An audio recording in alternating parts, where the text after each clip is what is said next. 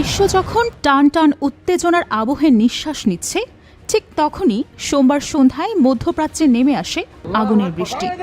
যুক্তরাষ্ট্রের বিরুদ্ধে সরাসরি সামরিক আগ্রাসনের জবাবে ইরানের সশস্ত্র বাহিনী কাতারে অবস্থিত মার্কিন সামরিক ঘাঁটি আল উদেইদে চালায় ভয়াবহ ক্ষেপণাস্ত্র হামলা। এই ঘাঁটি যুক্তরাষ্ট্রের মধ্যপ্রাচ্য ঘাঁটির কেন্দ্র এবং সবচেয়ে গুরুত্বপূর্ণ সামরিক শক্তির প্রতীক। ইরানের সশস্ত্র বাহিনীর তরফ থেকে দেওয়া এক বিবৃতিতে জানানো হয়েছে, যুক্তরাষ্ট্র কর্তৃক ইরানের নাতাঞ্জ, ইস্ফাহান ও ফোর্দো পারমাণবিক স্থাপনায় হামলার একদিন পরে এই পাল্টা আঘাত আসে। ইয়াবা আবদুল্লাহ আল হুসাইন আলাইহিসসালাম নামক পবিত্র কোডনেম ব্যবহার করে ইসলামী বিপ্লবী গার্ড কোর IRGC চালায় এই ঐতিহাসিক হামলা। ইরানের সামরিক বিবৃতিতে বলা হয়, হোয়াইট হাউস এবং তার মিত্রদের কাছে এই হামলার বার্তা অত্যন্ত স্পষ্ট। ইরানের ভূখণ্ড, সার্বভৌমত্ব এবং জাতীয় নিরাপত্তায় যে কোনো হস্তক্ষেপের উপযুক্ত জবাব দেয়া হবে।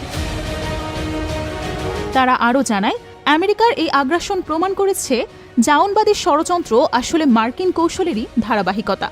এই অঞ্চলে মার্কিন সামরিক ঘাঁটিগুলো শক্তির কেন্দ্র নয়, বরং ওদের দুর্বলতার আকিলিস হিল।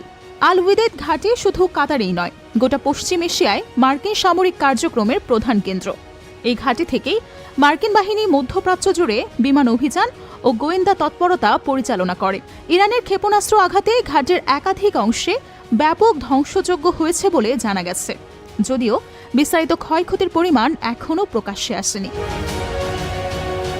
তেহরান দাবি করেছে, হামলায় ব্যবহৃত ক্ষেপণাস্ত্রের সংখ্যা যুক্তরাষ্ট্রের হামলায় ব্যবহৃত বোমার সংখ্যার সমান ছিল। এই পাল্টা আক্রমণ ছিল সম্পূর্ণ পরিকল্পিত এবং কাতারের আবাসিক এলাকা থেকে দূরবর্তী অঞ্চলে পরিচালিত, যাতে কাতারি জনগণের ওপর কোনো প্রভাব না পড়ে।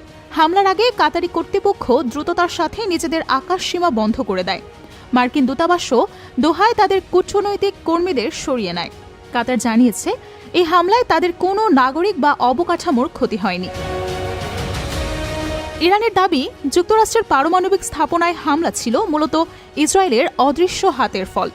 ইসরায়েল একাধিক ইরানি সামরিক ও বেসামরিক অবস্থানে হামলা চালায়, যেখানে নিহত হন অনেক উচ্চ পদস্থ কমান্ডার ও বিজ্ঞানী। এর জবাবে 13 জুন থেকে ইরান একের পর এক হামলা চালিয়ে যাচ্ছে ইসরায়েলের গুরুত্বপূর্ণ সামরিক, গোয়েন্দা ও শিল্প স্থাপনাগুলোতে।